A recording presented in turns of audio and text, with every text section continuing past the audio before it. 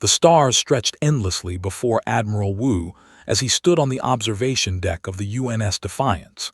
His reflection stared back at him from the reinforced glass, showing a man who had spent 30 years preparing for a moment like this. Behind him, the diplomatic chamber buzzed with tension as alien delegates waited for humanity's answer. The Galactic Council had existed for 12,000 years. They represented 300 different species from across the galaxy, all united under one simple philosophy: peace through disarmament. When humanity finally developed faster-than-light travel and reached beyond their solar system, the Council had been waiting. Their message was clear and had been delivered to hundreds of species before. Join us. Accept our protection. Surrender your weapons. Receive our technology. Become civilized.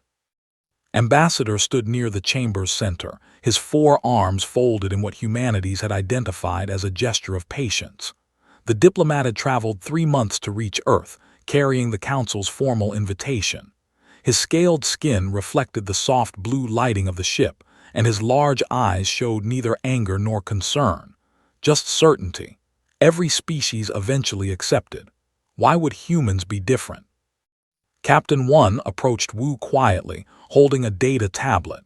She had been his second-in-command for 8 years, and he trusted her judgment completely. "The analysis is complete," she said, keeping her voice low. "Every species that joined the Council in the last 1,000 years gave up their military within 5 years of first contact." Wu took the tablet and scrolled through the data. The pattern was obvious. Species would negotiate, debate, eventually realize the benefits outweighed the costs and surrender their weapons. The Council would provide advanced medicine, clean energy, and access to galactic trade routes. In return, they would take responsibility for that species' defense. It seemed like a fair deal. "What about the ones who refused?" Wu asked. One's expression darkened. "Quarantined. The Council places blockades around their systems. No trade, no contact, no technology sharing. They wait until the species either collapses internally or accepts the terms. Usually takes 50 to 100 years. Has any species ever broken a Council blockade?" "No, not one." Wu handed back the tablet and looked out at the stars again. Somewhere out there, billions of beings lived under the Council's protection. They had given up violence and received prosperity. Their children grew up never knowing war. It sounded perfect. Too perfect. 3 decks below, in the lab, Min was discovering why it was too perfect. At 28 years old, she was the youngest senior researcher in Earth's diplomatic corps. She had spent 6 months learning the language, then another 4 months diving deep into the Council's public archives. What she found made her blood run cold. The archives mentioned 47 species that had gone extinct while under Council protection. The official records listed them as tragic losses to natural disasters or unfortunate encounters with unknown phenomena. But when Min cross-referenced the timelines with stellar cartography data, she found something else. Each extinction coincided with the appearance of a species the Council barely mentioned. They were a hive organism, a collection of billions of creatures sharing one mind. They moved through space in massive biological ships, consuming everything in their path. They didn't communicate, didn't negotiate, didn't stop. And the Council's response to them was always the same: send peacekeepers to establish dialogue, file reports when the peacekeepers vanished, declare the lost colonies as tragic but unavoidable, then move on. Min had brought her findings to Wu 2 days ago. She had shown him the pattern, the proof that the Council's protection was meaningless against a real threat. The Council had evolved beyond war, yes, but they had also evolved beyond the ability to defend themselves or anyone else. Now, as Wu prepared to give humanity's answer, he thought about those 47 extinct species. How many of them had trusted the Council? How many had surrendered their weapons, believing they were safe? How many had died waiting for protection that never came? Ambassador approached, his movements graceful despite his size. "Admiral Wu, the Council has been most patient. 3 solar rotations have passed. We must have your answer. Will humanity accept the Council's invitation? Wu turned to face him. Behind, a dozen other alien diplomats watched. Some looked curious, others bored. None looked concerned. They had done this hundreds of times before. "Ambassador, I have a question first," Wu said. "What happened to the colonies?" His expression didn't change, but his secondary arms twitched slightly. The situation was unfortunate, a natural disaster as recorded in our archives. And the unexpected cosmic phenomena. And the 17 stations. This time, skin shifted color slightly, darkening around his neck. "Admiral, these tragedies are a matter of public record. The galaxy is vast and contains many dangers, but under Council protection, your species will be as safe as we can make you." As safe as the The chamber fell silent. The other diplomats shifted uncomfortably. This was not how these meetings usually went. Straightened, his voice becoming formal. "Admiral, you are allowing fear to cloud your judgment. The Council has maintained peace for 12. Our record speaks for itself. Will you accept our invitation, or must we conclude that humanity is not yet ready for galactic civilization?" Wu felt one tense beside him. This was the moment. Say yes, and humanity would receive technology that could cure diseases, solve energy crises, extend. Say no, and Earth would be isolated, blockaded, cut off from the stars they had worked so hard to reach. He thought about his children back on Earth. He thought about the billions of humans who deserved a future among the stars. He thought about those 47 extinct species who had made the safe choice. "Ambassador, please convey this message to the Galactic Council," Wu said, his voice steady. "Humanity appreciates the invitation. We recognize the benefits of Council membership, but we must respectfully decline. We will not surrender our military. We will not place our survival in the hands of others. We will defend ourselves." The chamber erupted in shocked whispers. Skin flushed deep purple, a sign of profound surprise. "Admiral, you understand what this means. The Council cannot allow an armed species to roam freely through civilized space. If you refuse our protection, you refuse our contact. You will be quarantined." "We understand," Wu said.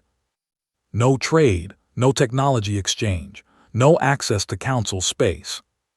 "We understand. Your people will suffer.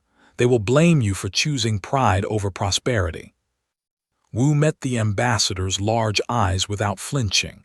"Maybe they will, but they'll be alive to blame me, and they'll have the weapons to stay that way." Stared at him for a long moment, then nodded slowly. "Very well, the Council will be informed. May your species find wisdom before it finds extinction."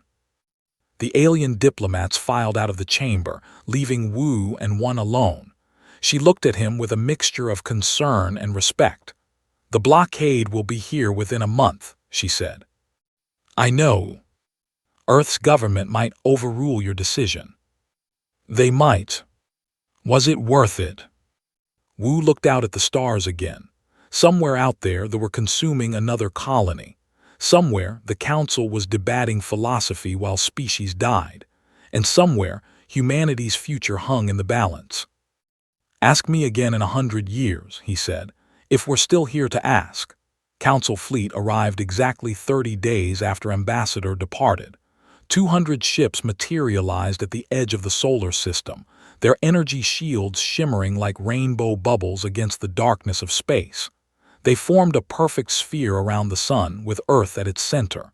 Nothing would enter, nothing would leave. High Arbiter Ox commanded the blockade from his flagship, the Eternal Consensus. He had overseen 17 quarantines in his long career, and they all followed the same pattern. First, the defiant species would try to negotiate. Then they would attempt to break through the blockade. Then, after months or years of isolation, their economy would collapse, their people would riot, and their leaders would beg to join the Council. It was almost boring in its predictability. He sent the standard message to Earth: "Surrender your weapons, accept Council membership, and this ends peacefully. Keep your weapons and watch your people starve. Simple, clear, effective. On Mars, Colonel Yang received the message and deleted it without reading past the first line. He had more important work to do. The Mars orbital shipyard stretched for 50 kilometers above the red planet's surface, a massive complex of construction bays, weapons foundries, and training facilities. For 15 years, while Earth's diplomats had talked peace with the Council, Yang and his engineers had been building for war. The shipyards were humanity's secret. Earth's official fleet consisted of 20 exploration vessels and 30 system defense platforms. Enough to look respectable, not enough to look threatening. The Council's intelligence had counted them, cataloged them, and dismissed them as primitive but harmless. They had never looked beyond Earth. They had never scanned the asteroid belt where another 50 warships sat dormant, powered down and invisible. They had never checked Jupiter's moons where the heavy cruisers waited. They had never suspected that humanity, so new to space travel, would have been paranoid enough to hide their real military. Yang smiled as he watched the final ship roll out of Construction Bay 7. The UNS Retribution gleamed under the work lights, her hull painted matte black, her nuclear torpedoes armed. She was the 300th warship to join humanity's hidden fleet, and she would not be the last. At Luna Command, buried deep beneath the moon's surface, to study the Council blockade with an analyst's careful eye. She had spent 5 years studying every battle, every engagement, every military action the Council had ever recorded. What she found surprised her. The Council hadn't fought a real war in 8,000 years. Their peacekeepers had faced pirates, smugglers, and the occasional rogue asteroid, but never an organized military force, never an enemy that wanted them dead. Their tactics reflected this. The Council ships spread out evenly, maintaining perfect formation, each one visible to all the others. They kept their shields at full power constantly, draining energy that could have gone to weapons or engines. They broadcasted their positions openly, following protocols designed for transparency, not survival. They were policemen trying to do a soldier's job. They highlighted 17 critical weaknesses in the blockade and sent the analysis to Admiral Wu. His response came back in minutes. Proceed with Operation Broken Chain. Across the solar system, human warships came to life. Reactor cores that had been cold for months suddenly blazed with power. Weapon systems activated. Targeting computers locked onto Council ships. 300 warships, armed with weapons the Council had never seen, prepared to do something no species had done in Council history: fight back. Wu stood on the bridge of the UNS Defiance, now refitted with the latest weapons and armor. Around him, his crew worked with practiced efficiency. They had trained for this moment, drilled for it, prepared for it. Now it was here. All ships report ready, one said from her station. We have firing solutions on 140 Council ships. The remaining 60 are out of range. Status of the Council fleet: no change. Shields up, weapons cold, maintaining formation. They haven't detected our ships yet. Wu felt a brief moment of regret. These Council ships were crewed by beings who had never experienced real combat. They thought their shields made them invincible. They thought their superior technology guaranteed victory. They thought humanity would surrender like everyone else. They were wrong on all counts, and they were about to pay for those mistakes. Open a channel to the Council flagship, Wu ordered. Ox appeared on the view screen, his reptilian features showing mild interest.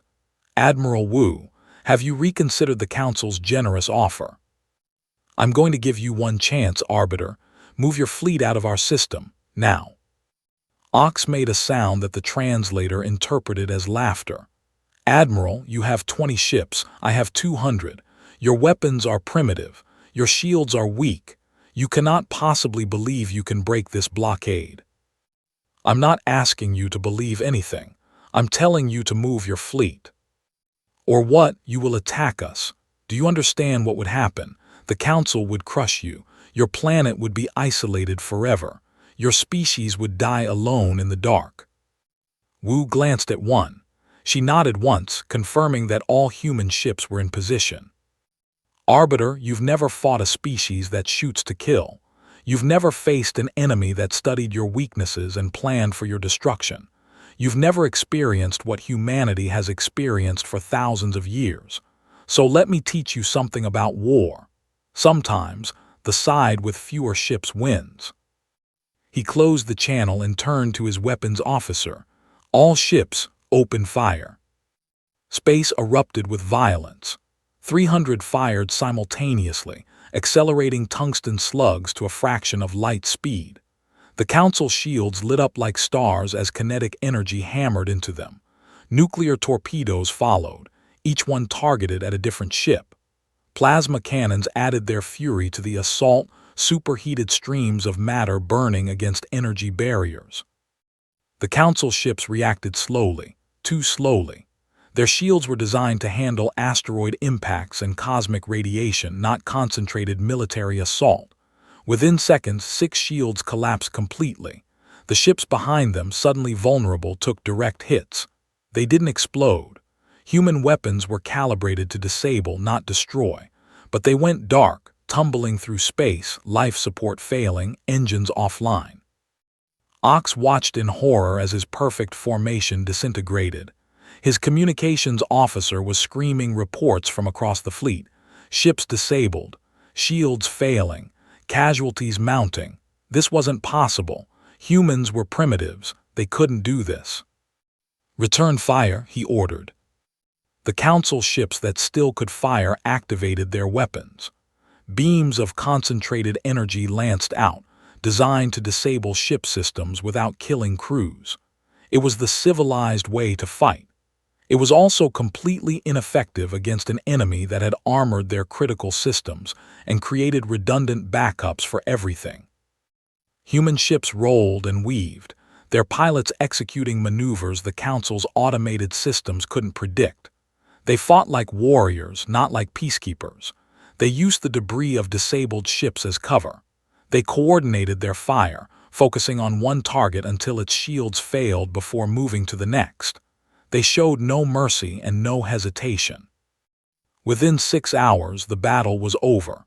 60 Council ships were completely disabled, drifting without power. Another 80 had suffered damage and were barely functioning. The remaining 60, seeing what had happened to their companions, began transmitting surrender signals. Wu ordered ceasefire. Arbiter Ox, this is your second and final chance. Move your fleet out of our system. Take your damaged ships with you. We will not pursue you. We will not destroy you. But if you ever attempt to blockade us again, we will not be so gentle. On the Eternal Consensus, Ox stared at the tactical display, his mind struggling to process what had happened. His fleet, the pride of the Council, had been defeated by a species barely 2 centuries into space travel. It was impossible. It was humiliating. It was undeniable. Withdraw, he whispered. Then louder, all ships withdraw immediately. Emergency jump to Council space. The Council fleet limped away, carrying their wounded and their shame. They would return to the Council chambers with a story that would shake the foundations of their civilization. For 12,000 years, the Council had maintained peace through superior technology and moral authority. Today, they learned that neither mattered when facing an enemy that understood war. On the Defiance, one allowed herself a small smile. Sir, the blockade is broken. Solar system is clear. Wu nodded slowly, feeling the weight of what they had done. They had humiliated the Council. They had proven humanity could fight and win. But they had also made enemies of the most powerful organization in the galaxy. What came next would be worse. Good work, everyone, he said. Now prepare for the real war, because that wasn't a battle. That was a warning they didn't take seriously. Next time they'll send everything they have. Deep in Council space, in chambers where 300 species debated civilization's future, emergency sessions began. For the first time in 8,000 years, the Council was discussing war. And for the first time ever, they were discussing defeat. While the Galactic Council debated humanity's punishment in their marble halls, the hive continued its expansion. 3 more colony worlds went silent in the Pelian sector, their distress signals cutting off mid-transmission. The Council sent peacekeepers to investigate. Those ships sent back 47 seconds of footage before they too disappeared. The footage showed something that made even the Council's most peaceful species feel fear. The ships were alive, not machines piloted by living beings but actual organisms grown in the cold vacuum of space. They looked like massive insects, kilometers long, with carapaces harder than steel and weapons that fired streams of digestive acid. Each ship was part of a larger mind, connected through some form of telepathy that humanity's scientists didn't understand. Kill one ship and the others adapted. Kill 1,000 and they learned from every death. Ho stood before the Council Assembly, representing humanity in the Grand Chamber for the first time. He was a diplomat, not a soldier, but he had seen the intelligence reports. He knew what was coming. They weren't raiding. They weren't conquering. They were consuming, and they were moving toward the Council's core worlds. Honored members of the Council, Ho began, his voice steady despite the hundreds of alien eyes watching him.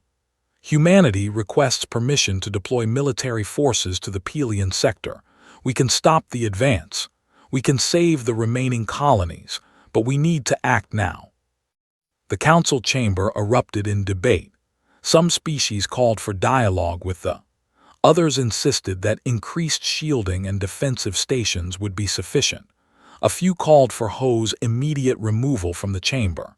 How dare humanity, who had broken a council blockade, presume to tell the Council how to handle security matters? Chancellor, leader of the Council, raised his hand for silence. He was old even by his species' standards, having served the Council for 300 years. He had seen threats come and go. He had seen the Council's wisdom prevail time and time again. He was not about to let fear drive them toward barbarism. Ambassador Ho, the Council appreciates humanity's concern. However, we do not solve problems with violence. We will send a diplomatic mission to establish contact with the. We will find common ground. We always have. Ho wanted to scream. He wanted to show them the footage again, make them watch colonists being dissolved alive, make them see what happened when you tried to negotiate with a force of nature. But he was a diplomat. He bowed respectfully and returned to his seat. On the UNS Vigilant, Lieutenant Jin watched the intelligence feeds with growing horror. She was 24 years old, fresh from the academy, and this was her first deep space assignment. She had joined the military hopping to explore, to discover, to meet alien species and learn from them. Instead, she was watching those species die. The latest report came from a colony called 4, population 6 million. The distress signal had been broadcasting for 18 hours. It showed swarm ships descending on the colony like locusts, their smaller organisms pouring through the streets. The colonists tried to fight with mining equipment and improvised weapons. They might as well have been fighting a hurricane. Admiral Wu entered the observation deck where Jin was stationed.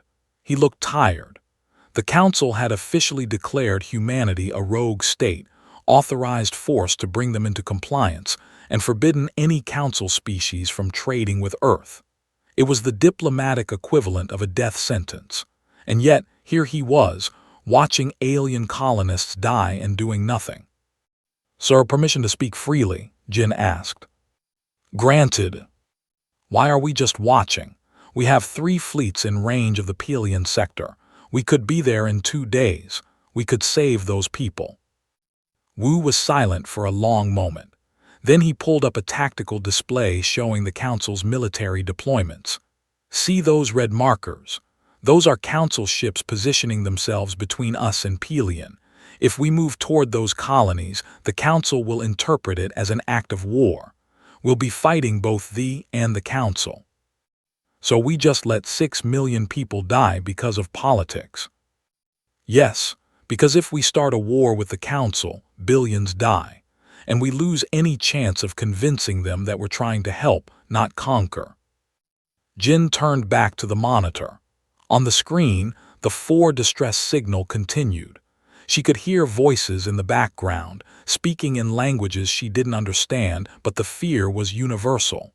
They were begging for help that wasn't coming. "Sir, what if we disobeyed orders?" Wu smiled slightly. "Whose orders would we be disobeying? Earth's government hasn't forbidden us from defending Council colonies. Only the Council has done that." Jin looked at him, hope flickering in her eyes. "Sir." "Third Fleet is already moving. Admiral Hoon jumped 30 minutes ago. He's been ordered to engage the HFY and evacuate any survivors. The Council can complain after we've saved those 6 million lives." Far from the Council's watchful eyes, Admiral Hoon's fleet materialized at the edge of the force system. 15 warships, loaded with Marines and equipped with weapons designed to kill biological threats. They burned hard toward the planet, racing against time. They had already landed. Massive hive ships sat on the colony's surface like tumors, their smaller organisms spreading through the cities. Hoon watched the tactical display and made rapid calculations. A direct assault would take too long. The colonists would be dead before his ships could clear them from the surface. "Launch the atmospheric fighters," he ordered. "All ships, begin orbital bombardment of the hive ships. Fire for effect. I don't care about collateral damage to empty buildings. Kill those ships before they spawn more drones." 30 fighters screamed into the atmosphere, armed with incendiary missiles designed specifically for the organic hulls. Behind them, the warships opened fire with kinetic bombardment. Tungsten rods fell from orbit like the wrath of angry gods, each one hitting with the force of a small nuclear weapon. The first hive ship erupted in flames as its internal fluids ignited. The explosion consumed everything within half a kilometer.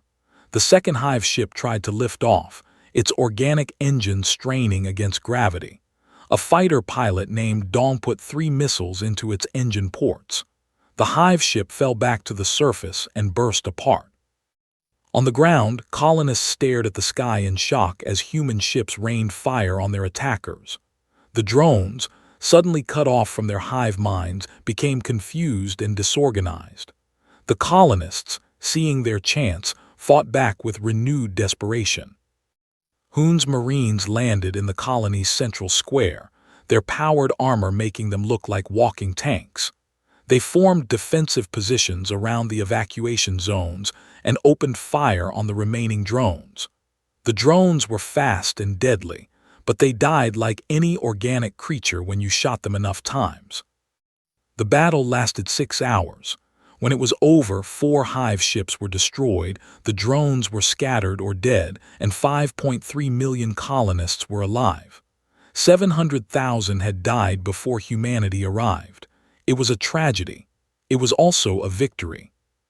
Hoon stood in the colony's ruins, surrounded by grateful who touched his armor and spoke words he didn't understand. His translator struggled with their dialect, but the meaning was clear. "Thank you. Thank you for coming. Thank you for fighting. Where was the Council?" A message came through from the Council fleet that had been positioned to intercept him. They were demanding his immediate surrender and withdrawal. They were threatening consequences. They were doing everything except actually helping. Hoon sent back a simple response. "We're done here. The colonists are safe. You're welcome." The news spread through Council space like wildfire. Humanity had disobeyed direct orders and deployed military forces to a Council world. They had engaged in violence without authorization. They had acted unilaterally and with no regard for proper procedures, and they had saved 5 million lives. The survivors sent their own message to the Council. It was broadcast on every major channel, translated into every Council language. The message was simple and damning. "The humans saved us. Where were you?" In the Council chambers, Chancellor listened to the broadcast in silence. Around him, the assembly was in chaos. Some species demanded humanity be punished. Others questioned why the Council hadn't acted faster. A few, quietly, began asking if maybe humanity's approach had merit. made his decision. He couldn't let this challenge to council authority stand. He couldn't allow a violent species to operate freely, saving lives through methods the council had evolved beyond. If he did, the entire foundation of their civilization would crumble. He called for a vote. The measure passed with 70% support. The council would assemble the Grand Armada, the largest military force in galactic history. They would go to the Sol system. They would end humanity's defiance. They would restore order. And they would learn, too late, that sometimes order is another word for comfortable lies. The Grand Armada assembled at the confluence, a traditional meeting point for council forces. 600 ships from 30 different species, representing the combined military might of galactic civilization. The fleet stretched for thousands of kilometers, a river of metal and energy shields that glowed like a second sun. It was the largest military deployment in 8,000 years, and it had one purpose: break humanity's defiance and restore council authority. Admiral Haywan watched the Armada's approach from the bridge of the UNS Indomitable. She was 56 years old and had spent her entire career studying military history. Not just human history, but the history of every species the Council kept on record. She had analyzed their tactics, their victories, their defeats. She had found patterns that even they didn't see. The Council's military doctrine hadn't changed in. Why would it? They had never lost a battle. They had never needed to adapt. Their strategy was simple: overwhelming force, superior technology, and the moral authority of 12,000 years of civilization. It had worked for so long that they had forgotten it was just one strategy among many. "They're making every mistake in the book," Haywan said, studying the tactical display. Her command staff gathered around her, young officers who had trained under her guidance for years. "Look at their formation. 600 ships, all visible to each other, maintaining perfect spacing. They have 30 different species in that fleet, each with their own chain of command, their own communication protocols, their own tactical doctrines." Commander Young, her tactical officer, highlighted several areas on the display. Their command ships are in the center of the formation, protected but also isolated. If we can disrupt their communications, the outer ships will have no orders. "And they're broadcasting their positions openly," added Lieutenant Bora from the electronic warfare station. "They're following peacekeeping protocols. They want us to know exactly where they are so we can surrender properly." Haywan smiled. It wasn't a kind smile. "They think this is a police action. They're treating us like criminals who will fold when confronted with authority. They don't understand that we're not criminals, we're soldiers." The Grand Armada reached the TRAPPIST system, chosen by the Council for its symbolic value. This was where humanity had established their first extrasolar colony. The Council wanted to deliver their message here: surrender or watch your colonies burn. Chancellor himself led the Armada, broadcasting from his flagship.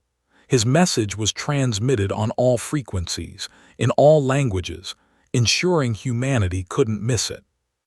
"Humans of Earth and your scattered colonies, this is your final warning. You have violated Council law. You have deployed military forces without authorization. You have spread violence through civilized space. The Grand Armada has been assembled to restore peace. Power down your weapons, recall your fleets, accept Council authority, or face the consequences." On the Indomitable, Haywan played the message for her crew. When it finished, someone in the back laughed. Then someone else. Within seconds, the entire bridge was laughing, not from mockery but from relief. The enemy had just revealed everything about their mindset. "They still think we'll surrender," Young said, shaking his head. 600 ships pointing guns at us, and they think we'll just give up." "They don't understand us at all," Haywan replied. "Send the response." The message that went back to the Armada was short. "Chancellor, humanity declines your offer. If you want our surrender, you'll have to take it. Good luck." The first phase of the battle began not with weapons, but with electronic warfare. Engineer Jin had spent 2 years developing a system specifically for this fight. She called it the Babel Protocol, and it was beautiful in its simplicity. The Council Armada used a unified communication system that translated between the 30 different languages spoken by their species.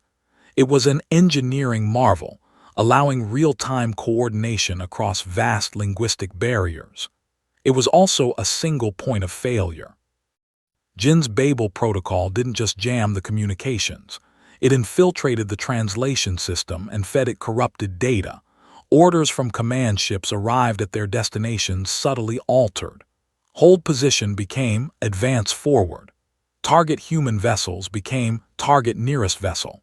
Ship identification codes were scrambled, making friendly ships appear as enemies. Within 10 minutes, the Grand Armada was in chaos. Ships from different species, suddenly believing they were under attack, began firing on each other. Command ships frantically tried to issue corrections, but their orders were being mistranslated faster than they could send them. Chancellor watched in horror as his perfect formation disintegrated. A destroyer fired on a cruiser. The cruiser, thinking it was being attacked by a ship, returned fire.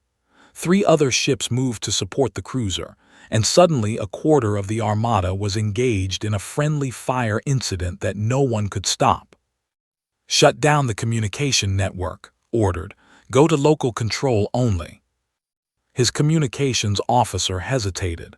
"Sir, if we shut down the network, the fleet will have no coordination. Each ship will be operating independently." "They're already operating independently. Shut it down before they destroy each other." The network went dark. 600 ships suddenly found themselves alone, surrounded by vessels they couldn't identify, receiving no orders with no way to coordinate. It was a commander's nightmare. And that's when the human attack began. The human fleet numbered only 120 ships, but they moved with perfect coordination. They didn't need to translate between languages or negotiate chain of command. They were all human, all trained the same way, all fighting for the same thing. They were outnumbered 5-1, but they fought like they had the advantage. Young commanded a squadron of stealth destroyers. His ships appeared on sensors, fired a volley of missiles, then vanished before the Council could target them.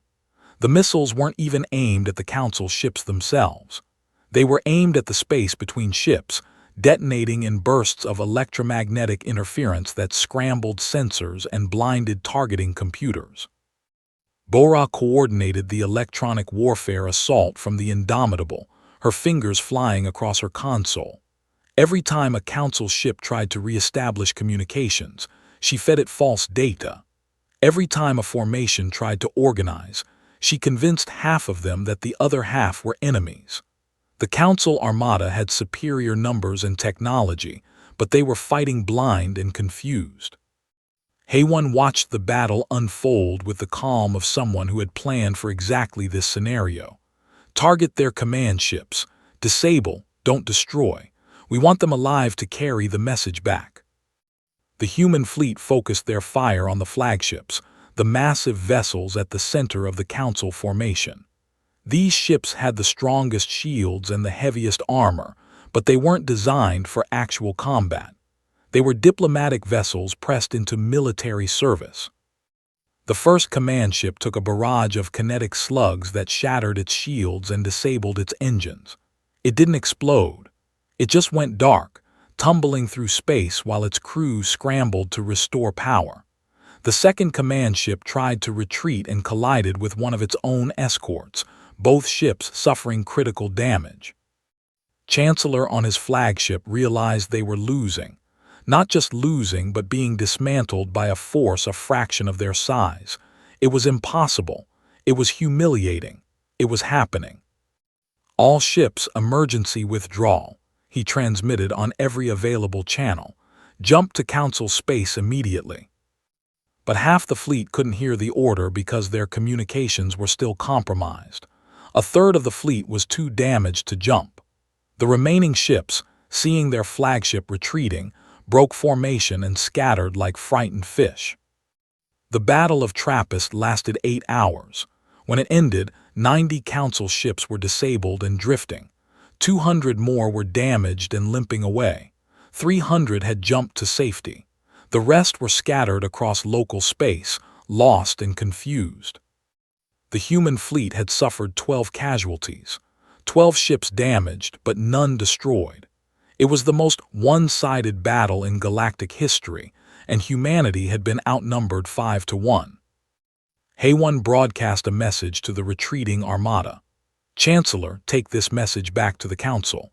Humanity does not want war. We want to be left alone to defend ourselves as we see fit, but if you force us to fight, we will win. Every time. Because we understand something you've forgotten. Peace is not the absence of violence. It's what you build when you're strong enough to protect it. On his flagship stared at the tactical display showing his scattered, broken fleet. He was finished. His career was over. The Council's reputation was shattered. And worst of all, humanity had been right. The Council had forgotten how to fight, and in forgetting, they had become weak. In the Council chambers, emergency sessions began. Some species called for escalation, for building real military forces and returning with overwhelming power. Others called for isolation, for leaving humanity alone and hopping they didn't become conquerors. A few, very quietly, began asking if maybe humanity should be invited to help design the Council's new defense doctrine. Because while the Council debated what to do about humanity, they continued their advance. And everyone knew, though no one wanted to say it, that the Council couldn't stop them alone. The Council chambers looked different now. The marble floors still gleamed, the vaulted ceilings still echoed with translated voices, but something fundamental had changed. For the first time in 12,000 years, the assembled species were afraid. Not of some external threat they could ignore, not of some distant philosophical problem they could debate away. They were afraid because the galaxy had reminded them of a truth they had spent trying to forget. Peace was something you earned, not something you declared. Admiral Wu walked through those chambers flanked by 2 guards, not as a prisoner but as a guest. The Council had invited him to speak, though the invitation had taken 3 weeks of bitter debate to approve. Half the species wanted him arrested for war crimes. The other half wanted him appointed to lead their military. Neither side had the votes to get what they wanted, so they settled for listening. He stood before the assembly without notes or prepared speeches. He had fought their fleet, broken their blockade, and saved their colonists. They knew what humanity was capable of. Now they needed to know what humanity wanted. Honored members of the Council, Wu began, his voice carrying through the translation systems without the interference Jin's Babel protocol had caused. Humanity does not want to rule you. We don't want your territory or your resources. We don't want to impose our culture or our systems on your people. We want one thing, the right to defend ourselves and others who ask for our help. The chamber remained silent. He continued. They are still out there. While you debated how to punish us, they consumed 4 more colonies. While you assembled your armada to fight us, they destroyed a science station with 3,000 researchers. While you tried to force us to disarm, they proved why disarmament leads to extinction. Counselor and of the Harmony rose from her seat. She was small, barely a meter tall, with delicate features and eyes that had seen 2 of her people's colonies burned to ash. What would you have us do, Admiral? Become like you. Build weapons. Learn to kill. We have evolved beyond such barbarism. Have you? Wu asked quietly. Or have you just evolved beyond the ability to protect yourselves? Evolution isn't always progress, Counselor. Sometimes it's just change, and change can make you weaker as easily as it can make you stronger. Another counselor, this one from a species humanity had never encountered, stood. You speak of defense, Admiral, but you attacked the Grand Armada.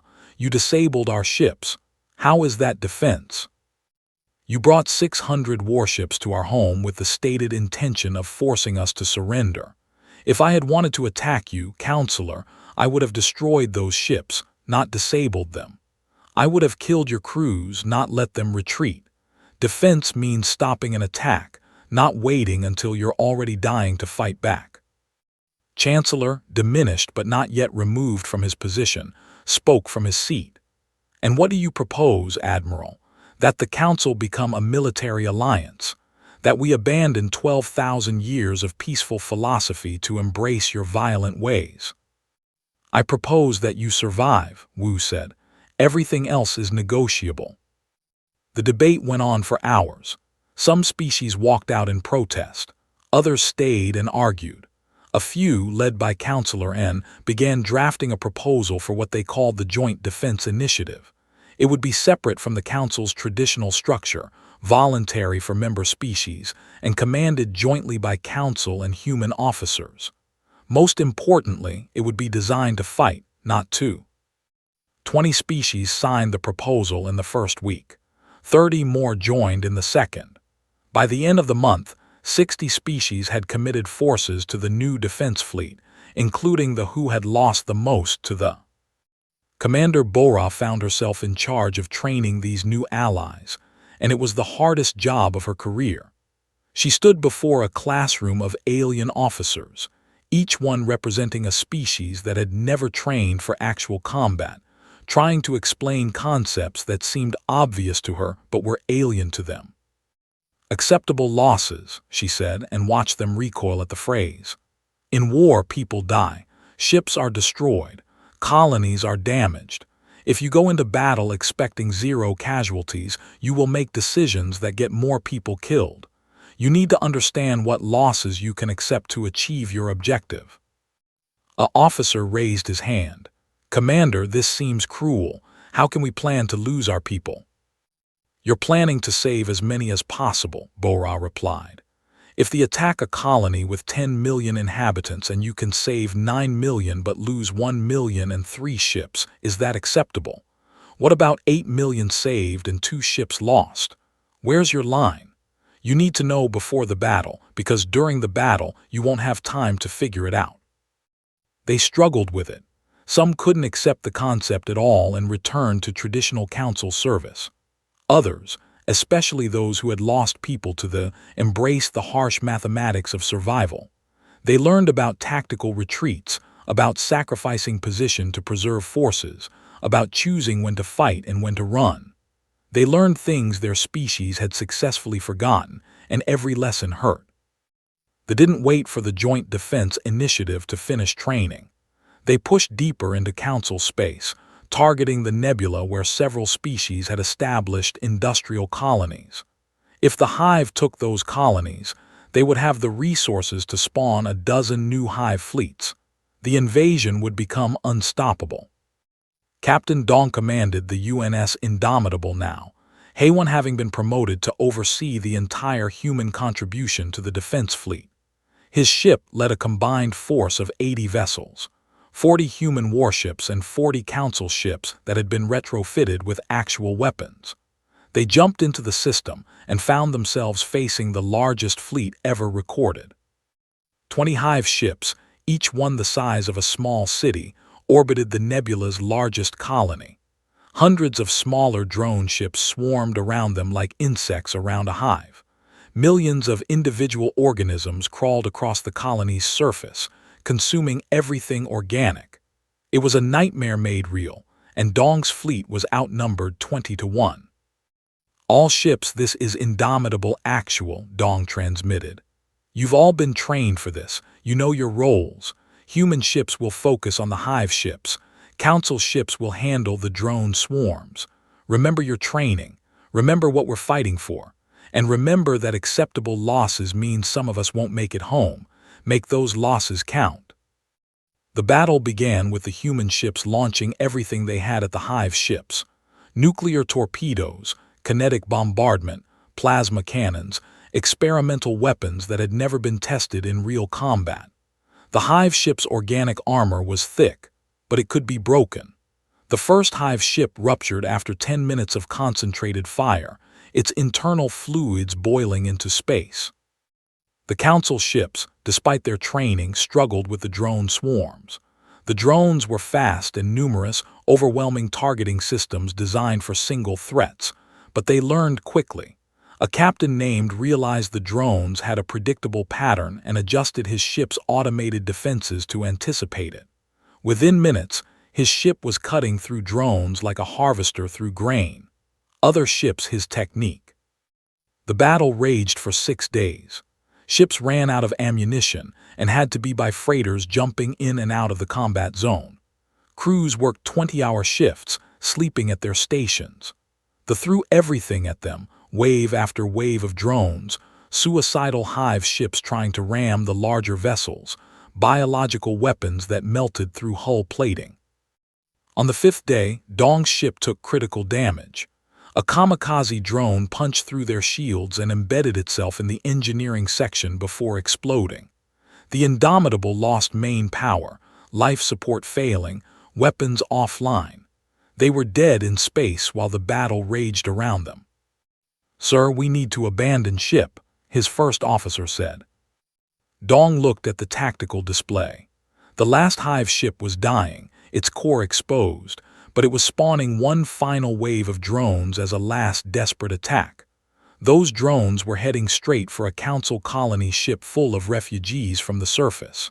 If they reached it, 300,000 civilians would die. "We still have maneuvering thrusters," Dong said quietly, "and we still have the self-destruct." His first officer understood immediately. "Sir, we can get most of the crew off, but not everyone. Not if we're going to intercept those drones in time." "Then get off everyone you can. I'll handle the rest." The evacuation began. Escape pods launched while Dong used the last of the ship's power to position it between the drones and the refugee ship. He watched his crew disappear into the chaos of battle, each pod a tiny spark of hope. When the last pod launched, only 12 people remained aboard. They had volunteered to stay, to help guide the ship to its final position. "Indomitable to all ships," Dong transmitted. "Clear the area, we're going nuclear." The other ships pulled back as the dying warship drifted into the path of the swarm. The drones, sensing an easy target, converged on it like sharks to blood. Dong waited until they were close, so close he could see their organic hulls on the visual display. Then he entered the command code that would turn his ship into a star. The explosion consumed everything within 10 kilometers. The drones, the last hive ship, and the UNS Indomitable all vanished in a flash of light, so bright it was visible from the colony surface. When the light faded, the battle was over. The final toll, 47 ships lost, 12,000 casualties from 20 different species. But the colonies were saved and the hive fleet was destroyed. More importantly, the survivors had learned something crucial. They had fought together. They had adapted together. They had lost people together. They had won together. 3 months later, the Galactic Council reformed under a new charter. The document was simple, written in language so clear that no species could misinterpret it. Peace was a goal, not a guarantee. Defense was a responsibility, not an option. Violence was a tool, not a philosophy. And survival belonged to those willing to do what was necessary. Humanity was granted full council membership, not as newcomers or subordinates, but as equals. Admiral Wu retired, his job complete. But his legacy lived on in every officer trained by human instructors, every ship designed with human weapons, every defensive strategy built on human experience. The new council was smaller than the old one. Some species, unable to accept the changes, had withdrawn to form their own peaceful confederations. But the ones who remained were stronger. They had learned what humanity had always known. Hope was not a strategy. Preparation was. And sometimes the only path to lasting peace was through the terrible choices that gentle civilizations refused to make. Years later, when a new threat emerged from dark space, the Council was ready. They had weapons, tactics, and most importantly, the will to use them. The galaxy had changed. Perhaps not for the better. Perhaps not the way anyone had wanted. But it had changed in the only way that mattered. It had chosen survival over philosophy, reality over idealism, life over principles. And in that choice, painful as it was, the galaxy found something it hadn't known in 12,000 years. A piece worth keeping, because it was a piece they had the strength to defend.